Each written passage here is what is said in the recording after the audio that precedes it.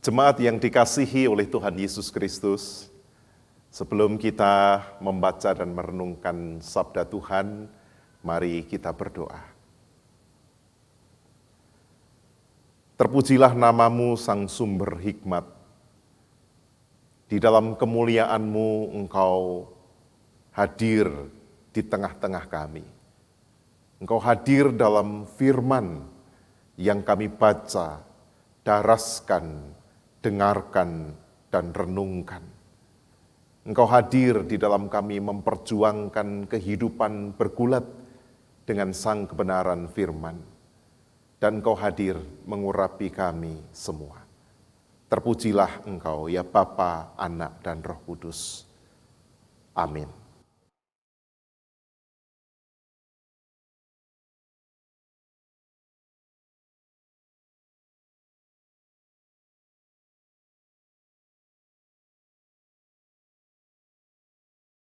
Bacaan pertama dari Keluaran 24 ayat 12 sampai 18. Tuhan berfirman kepada Musa, "Naiklah menghadap aku ke atas gunung dan tinggallah di sana, maka aku akan memberikan kepadamu loh batu, yakni hukum dan perintah yang telah kutuliskan untuk diajarkan kepada mereka." Lalu bangunlah Musa dengan Yosua abdinya. Maka naiklah Musa ke atas gunung Allah itu. Tetapi kepada para tua-tua itu ia berkata, "Tinggallah di sini menunggu kami, sampai kami kembali lagi kepadamu. Bukankah Harun dan Hur ada bersama-sama dengan kamu? Siapa yang ada perkaranya, datanglah kepada mereka." Maka Musa mendaki gunung, dan awan itu menutupinya. Kemuliaan Tuhan diam di atas gunung Sinai, dan awan itu menutupinya 6 hari lamanya. Pada hari ke-7, dipanggilnyalah Musa dari tengah-tengah awan itu. Tampaknya kemuliaan Tuhan sebagai api yang menghanguskan di puncak gunung itu pada pemandangan orang Israel. Masuklah Musa ke tengah-tengah awan itu dengan mendaki gunung itu, lalu tinggallah ia di atas gunung itu 40 hari dan 40 malam lamanya. Demikianlah sabda Tuhan. Syukur kepada Allah.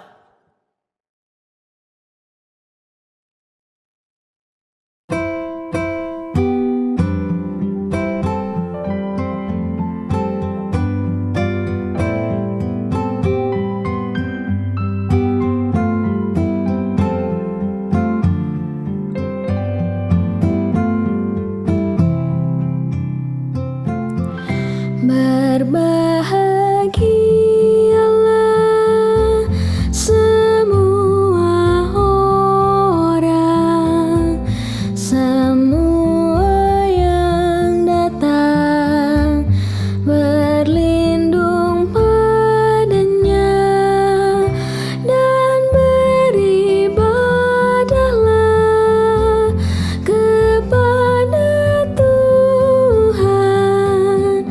Ciumlah kakinya dengan gemetar. Berbahagialah semua orang, semua yang datang berlindung padanya, dan beribadahlah kepada Tuhan. Ciumlah kakinya dengan gemetar. Mengapa rusuh bangsa-bangsa, rencanakan hal sia-sia? Raja-raja dunia bersiap, dan pembesar bermufakatlah, dan bersama melawan Tuhan, melawan yang diurapinya. Putuskan belenggu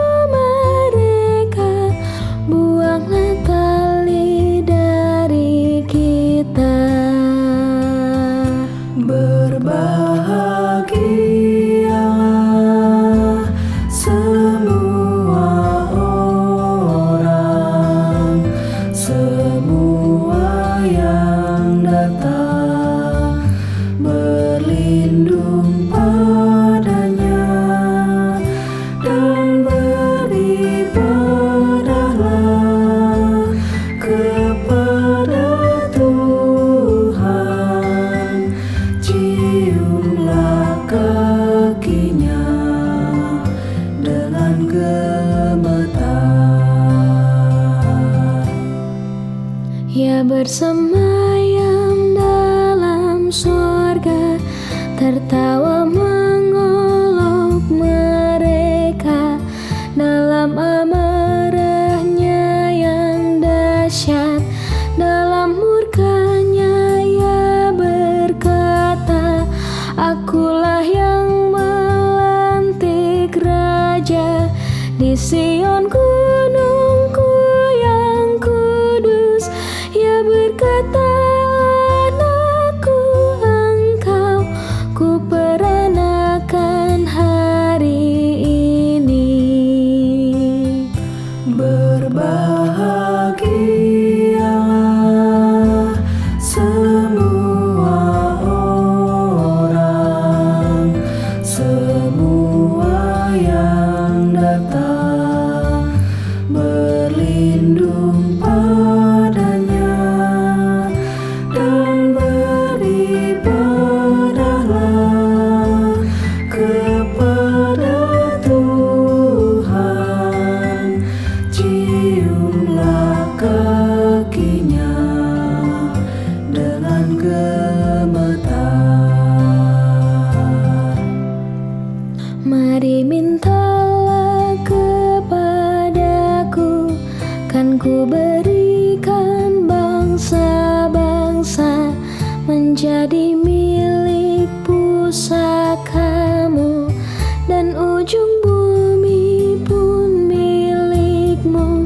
Dengan memakai gada besi, mereka akan kau remukan bagai tembikar tukang priuk. Mereka akan dipecahkan. Berbahagialah semua orang, semua yang datang berlindung padanya dan beribadahlah kepada Tuhan. Ciumlah kakinya dengan gemetar. Karena itu raja-raja baik bertindaklah bijaksana. Hai para hakim di dunia, terimalah pengajarannya. Beribadahlah pada Tuhan dengan gentar, cium kakinya agar murkanya tak menyala dan membinasakan hidupmu. Berbahagialah semua orang, semua yang datang berlindung padanya dan beribadahlah kepada Tuhan. Ciumlah kakinya dengan gemetar.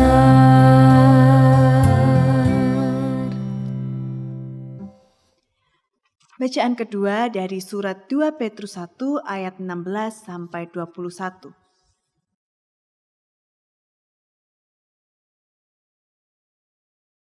Sebab kami tidak mengikuti dongeng-dongeng isapan jempol manusia ketika kami memberitahukan kepadamu kuasa dan kedatangan Tuhan kita, Yesus Kristus sebagai Raja. Tetapi kami adalah saksi mata dari kebesarannya. Kami menyaksikan bagaimana ia menerima kehormatan dan kemuliaan dari Allah Bapa. Ketika datang kepadanya suara dari Yang Maha Mulia yang mengatakan, "Inilah anak yang kukasihi, kepadanya lah aku berkenan." Suara itu kami dengar datang dari sorga ketika kami bersama-sama dengan dia di atas gunung yang kudus. Dengan demikian kami makin diteguhkan oleh firman yang telah disampaikan oleh para nabi. Alangkah baiknya kalau kamu memperhatikannya, sama seperti memperhatikan pelita yang bercahaya di tempat yang gelap, sampai fajar menyingsing dan bintang timur terbit bersinar di dalam hatimu. Yang terutama harus kamu ketahui, ialah bahwa nubuat-nubuat dalam kitab suci tidak boleh ditafsirkan menurut kehendak sendiri. Sebab tidak pernah nubuat dihasilkan oleh kehendak manusia, tetapi oleh dorongan Roh Kudus, orang-orang berbicara atas nama Allah. Demikianlah sabda Tuhan. Syukur kepada Allah. Injil Tuhan Yesus Kristus terambil dari Matius 17 ayat 1 sampai 9.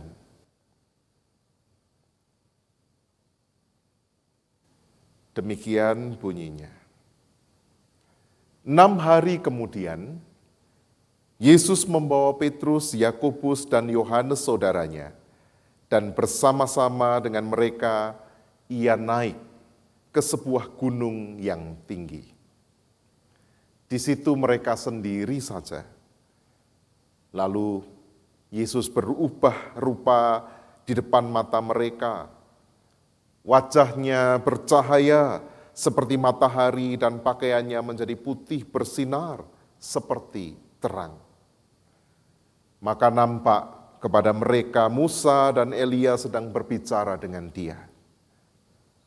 Kata Petrus kepada Yesus, "Tuhan, betapa bahagianya kami berada di tempat ini. Jika Engkau mau, biarlah kudirikan di sini 3 kemah. 1 untuk Engkau, 1 untuk Musa, dan 1 untuk Elia." Dan tiba-tiba sedang ia berkata-kata, turunlah awan yang terang menaungi mereka, dan dari dalam awan itu terdengar suara yang berkata, "Inilah anak yang kukasihi, kepadanya lah aku berkenan, dengarkanlah dia."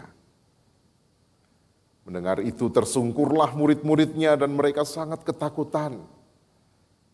Lalu Yesus datang kepada mereka dan menyentuh mereka sambil berkata, "Berdirilah, jangan takut." Dan ketika mereka mengangkat kepala, mereka tidak melihat seorang pun kecuali Yesus seorang diri. Pada waktu mereka turun dari gunung itu, Yesus berpesan kepada mereka, "Jangan kamu ceritakan penglihatan itu kepada seorang pun sebelum Anak Manusia dibangkitkan dari antara orang mati." Demikianlah Injil Tuhan Yesus Kristus. Berbahagialah mereka yang mendengar firman Allah dan yang memeliharanya. Haleluya. Haleluya.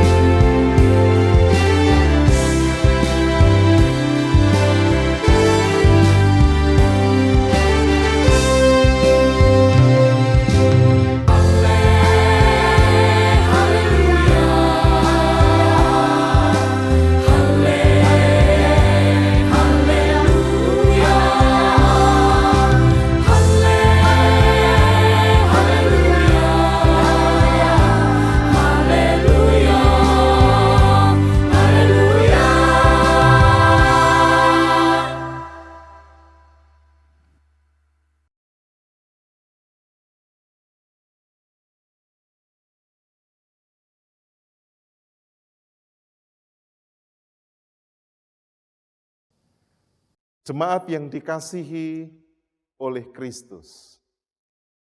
Pada hari ini kita memasuki Minggu Transfigurasi.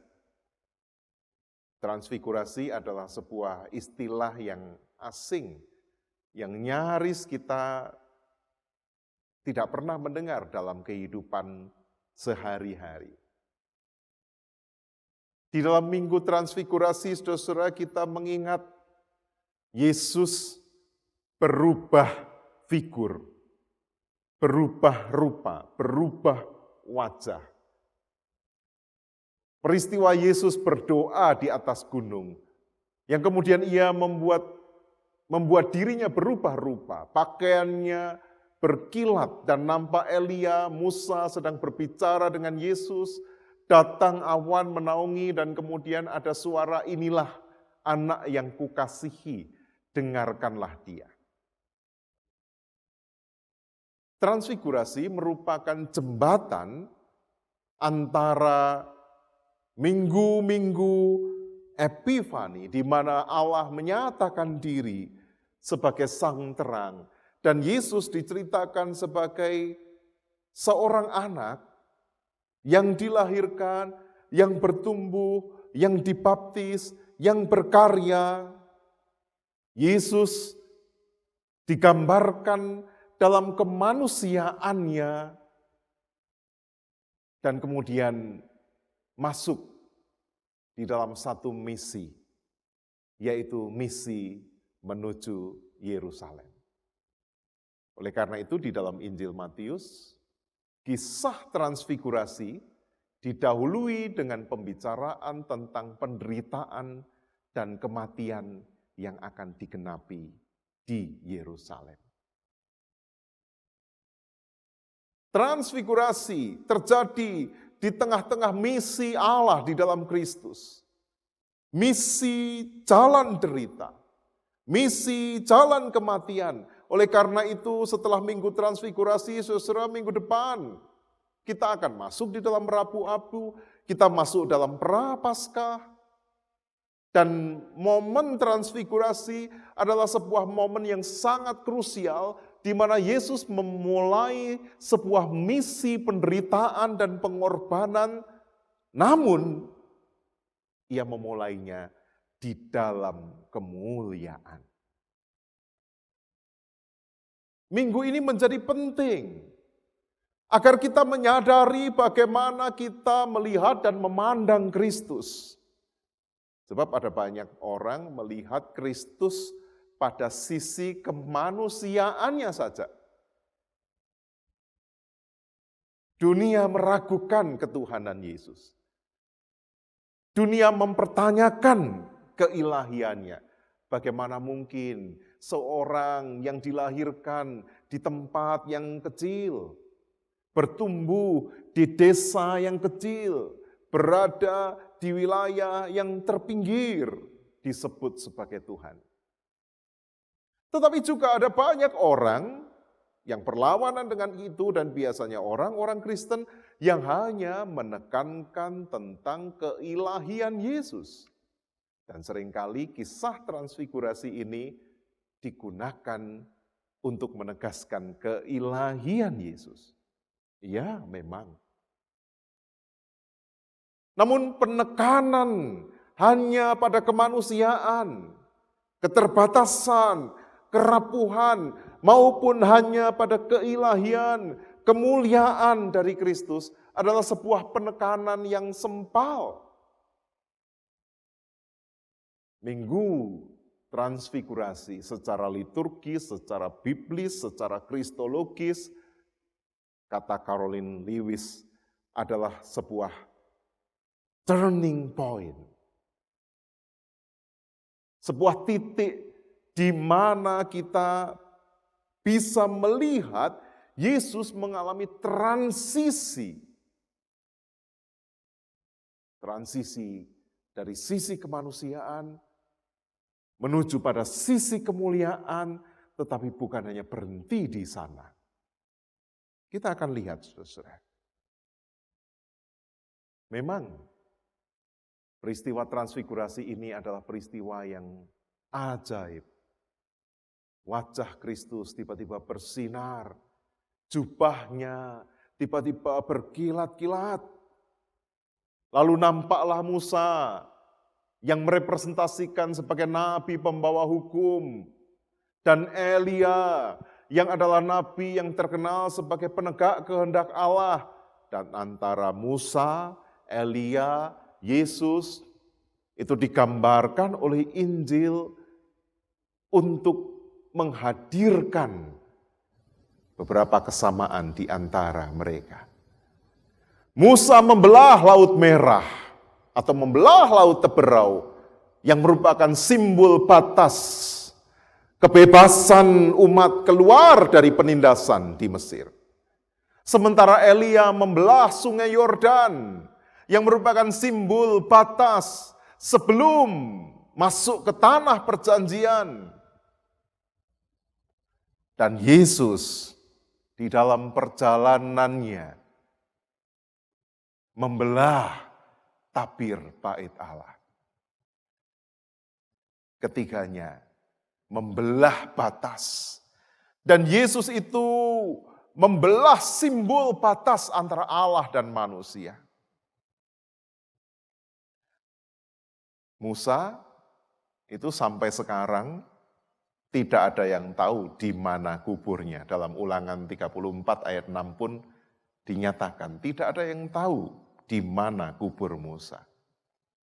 Sementara Elia, kita tahu dalam kisahnya Elia diangkat ke surga. Dan Yesus, ia dikubur, ia bangkit dan naik ke surga. Ya, sejajar ya. Musa sesudah 40 tahun di padang gurun. Di Gunung Sinai, ia menerima kemuliaan Allah dinyatakan. 40 hari berada di Gunung Sinai. 40 tahun di padang gurun. Elia sesudah 40 hari di padang belantara, ia di Gunung Horeb yang merupakan nama lain dari Sinai. Tuhan berbicara kepada Elia. Sementara di dalam kisah Kristus, setelah pernah 40 hari di padang gurun, Yesus bertransfigurasi di gunung. Jadi ada kesamaannya ya, gurun, gunung. Gurun merupakan simbol ketidakpastian, kekeringan, sementara gunung merupakan simbol letak tempat yang tinggi, kemuliaan, di mana kehendak Allah dinyatakan. Ketika tokoh itu punya pengalaman yang sejajar. Dan penulis Injil secara sangat jenius mensejajarkan kisah-kisah itu. Musa diyakini datang kembali menjelang hari Tuhan. Itu keyakinan orang-orang Yahudi. Demikian juga Elia diyakini akan datang kembali, mendahului Sang Mesias. Sementara Yesus, kita yakini akan datang kembali sebagai hakim. Di sini saudara kita melihat kesejajaran. Ketika Injil mengisahkan Yesus yang bersinar dan jubahnya berkilat-kilat bersama dengan dua tokoh penting di dalam sejarah umat Allah. Yang pertama itu menegaskan keilahian Yesus. Tetapi bukan hanya tentang keilahian. Mengapa saudara? Sebab ketika Petrus melihat Yesus bersinar, ada Musa, ada Elia, Petrus menawarkan apa? Guru, biarkan kudirikan 3 kemah. 1 untukmu, 1 Musa, 1 Elia. Petrus menawarkan pendirian tabernakel Ini bukan hanya kemah untuk berteduh, tetapi ini adalah kemah pemujaan. Sebab seringkali di dalam tradisi masyarakat kita, ketika seorang berhenti di satu titik dan mengalami sebuah pengalaman spiritual, di situ biasanya didirikan apa? Tempat pemujaan. Di Indonesia ini banyak sekali ya, tempat-tempat pemujaan, atau kalau orang bilang sebagai petilasan. Di tempat itu dulu pernah dikunjungi misalnya Pangeran Diponegoro. Di tempat itu dulu pernah dikunjungi seorang yang sangat berpengaruh, misalnya Gajah Mada. Di tempat itu dulu pernah seorang mengalami pengalaman spiritual, dan tempat-tempat itu biasanya dijadikan tempat sembahyang. Dan ternyata di dalam tradisi masyarakat Yahudi, kalau kita lihat dari pertanyaan dan permintaan Petrus itu, kita melihat fenomena yang sama. Ketika Petrus mengalami perjumpaan spiritual dengan sisi mulia, sisi ilahi Yesus, Petrus menawarkan pendirian tabernakel. Kata yang dipakai itu adalah skene, yang berasal dari kata Shekinah, merupakan altar pemujaan. Tetapi, apakah Yesus berkenan? Tidak. Alih-alih Yesus meminta Petrus untuk menempatkan altar pemujaan, tetapi Yesus justru ingin menyadarkan bahwa peristiwa transfigurasi ini sesungguhnya adalah sebuah jembatan. Jembatan antara kemanusiaan, kemuliaan, dan misi derita. Oleh karena itu, saudara-saudara, sebagaimana yang saya katakan di awal tadi, menekankan kemanusiaan Kristus itu kurang lengkap. Menekankan pada keilahiannya juga kurang lengkap. Sebab apa? Sebab Kristus yang ilahi itu punya karya. Kristus sang manusia ilahi, sang ilah dan manusia itu berkarya. Oleh karena itu, pada saat itu terdengar suara dari surga. Suara dari langit yang sama dengan ketika Yesus dibaptis. Inilah anakku yang kukasihi, kepadanya aku berkenan, dengarkanlah dia. Pada saat Petrus ingin mengabadikan pengalaman spiritualnya, Petrus seolah-olah dibangunkan dengan satu frase, dengarkanlah dia. Mendengar Kristus itu punya dua dimensi. Di dalam Injil Matius, ketika kita membaca kisah transfigurasi sebelumnya, sudah diceritakan tentang khotbah di bukit. Tentang bagaimana Yesus mengajar setiap pengikutnya di dalam khotbah di bukit. Itu namanya dimensi retrospektif. Dengarkanlah, ingatlah segala yang pernah dikatakan Yesus kepadamu. Sesuatu yang sudah lewat. Tetapi dengarkanlah dia juga punya dimensi yang prospektif. Kalau kita membaca dalam rangkaian peristiwa transfigurasi ini, yang merupakan penanda masuknya pada masa prapaskah, masa-masa penderitaan, yang menarik minggu depan dan dalam beberapa minggu depan kita akan tahu mengapa kita perlu mendengar Yesus. Di minggu prapaskah pertama, kita akan mendengar perkataan Yesus. Yaitu perkataan yang ditegaskan kepada setan, kepada iblis. Sembah dan layanilah Allah saja. Itu Prapaskah pertama. Pada Prapaskah kedua mendatang, bacaan kita adalah tentang percakapan Yesus dengan Nikodemus. Yesus menegaskan bahwa ia dikirim, ia datang ke dunia bukan untuk menghukum, bukan untuk mengutuk dunia, tetapi untuk menyelamatkan dunia. Dengarkanlah dia.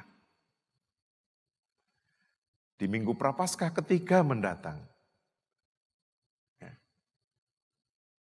kita akan mendengar sebuah penegasan dari Kristus. Akulah Mesias. Di Prapaskah keempat, kita akan mendapati pembaca, Yesus berkata kepada seorang yang buta, akulah terang dunia. Dan di minggu selanjutnya kita akan mendapati pembacaan, akulah kebangkitan dan hidup. Jadi kalau kita melihat pernyataan dari surga kepada Petrus, dengarkanlah dia. Itu adalah punya dimensi, dengarlah apa yang telah dikatakan sebelumnya. Dan dengarlah apa yang akan dikatakannya kepadamu.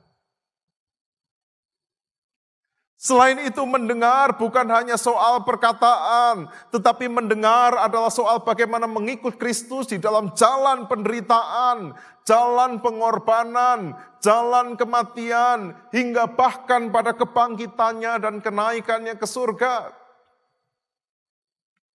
Oleh karena itu pada saat mereka turun gunung, Yesus berpesan kepada mereka, supaya mereka jangan menceritakan kepada seorang pun apa yang telah mereka lihat itu sebelum Anak Manusia bangkit dari antara orang mati. Ini menarik. Kenapa? Sebab ketika Petrus, Yohanes, dan Yakobus melihat sebuah fenomena spiritual, tentu mereka tidak akan dapat menahan diri untuk menceritakan betapa dahsyat dan mulianya Yesus. Mengapa Tuhan melarang mereka menceritakannya? Sebab Yesus tidak mau orang mengalami lompatan kesimpulan. Jumping to the conclusion. Yesus tidak mau orang hanya menekankan tentang kemuliaan atau keilahiannya saja. Sebab yang Yesus mau adalah setiap orang bersama dengan dia meniti jalur kemanusiaan, tetapi juga jalur kemuliaan ilahi di dalam jalan pengorbanan. Atau dengan kata lain, kamu jangan dulu ceritakan karena kisahku belum selesai. Jangan kau ceritakan tentang kemuliaanku, kemuliaan ilahiku di atas gunung. Sebab aku masih harus menderita, ditolak, dan engkau tidak dapat melewati. You cannot skip over that bad parts. Karena kan banyak orang gitu ya. Kalau nonton sesuatu, misalnya nonton YouTube, di skip aja. Banyak orang Kristen kan begitu. Mengikut Kristus, percaya kepada Kristus yang ilahi, lalu kemudian skip bagian yang paling penting. Untuk langsung sampai pada apa? Kesimpulannya nanti saya masuk surga.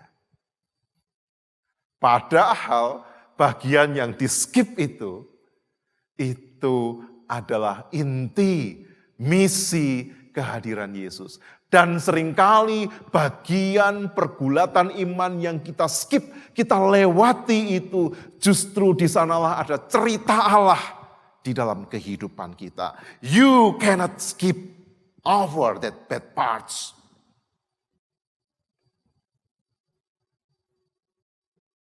Saudara-saudara, jika kita berpikir, Tuhan, aku mengikut Engkau, tetapi mengapa aku bergumul? Ya Kristus, aku menyembah-Mu, tetapi mengapa aku bangkrut? Ya Kristus, aku mengikut-Mu, tetapi mengapa aku tak didengarkan? Ya Kristus, kami melayani-Mu, tetapi mengapa pelayanan ini menyakitkan? Ya Kristus, aku begitu setia terhadap pasangan dan keluargaku, mendedikasikan waktu sepenuhnya bagi mereka, namun mereka meninggalkanku. Ya Kristus, tolonglah saudara-saudara, that bad parts, bagian yang paling pedih dalam kehidupan kita, itu justru seringkali menjadi inti kisah Tuhan, inti misi Tuhan, seperti misi Kristus menuju Yerusalem. Ia ditolak, ia dikuntit untuk dibunuh, ia dikhianati, ia disalahpahami, ia dijual, ia ditangkap, ia disalib, ia diludahi. Dan bagian-bagian itu adalah sebuah rute penting menuju kemuliaan yang sesungguhnya. Oleh karena itu setiap orang yang percaya kepada Kristus di Minggu Transfigurasi ini dipanggil untuk bersabar di tengah kemuliaan Kristus yang kita yakini. Kita harus turut bersama dengan Kristus ke Yerusalem. Kita turut bersama dengan Kristus di dalam karya salibnya. Turut mati bersama Kristus agar kita bisa turut dibangkitkan bersama dengan Dia. Kemuliaan harus ditempuh melalui rute penderitaan, pengorbanan, solidaritas, ketabahan, dan keteguhan cinta sampai akhir. Transfigurasi dengan demikian sesungguhnya merupakan momen pembaharuan. Titik di mana kita melihat Kristus secara baru. Bukan hanya berdoa dan beriman supaya kita mulia. Tetapi kita berdoa dan beriman supaya kita kuat, tabah, teguh, setia, dan mau menjalani kehidupan dengan rupa-rupa tantangan. Sebab Kristus pun setia. Oleh sebab itu, saudara, berbahagialah orang yang percaya kepada Kristus. Tetapi jauh lebih berbahagia seorang yang di dalam segala pergumulan hidupnya, ia berjalan di dalam Kristus. Sebab apa yang pahit, apa yang perih, apa yang menyakitkan, yang sedang saudara dan saya tanggung saat ini, akan menuju kepada pemulihan, kemenangan, makna, kebahagiaan, dan kita akan dibangkitkan bersama dengan Kristus yang bangkit. Kita akan dimuliakan bersama dengan Kristus yang mulia. Maukah saudara-saudara turut bersama dengan Kristus ke Yerusalem? Selamat bergumul. Amin.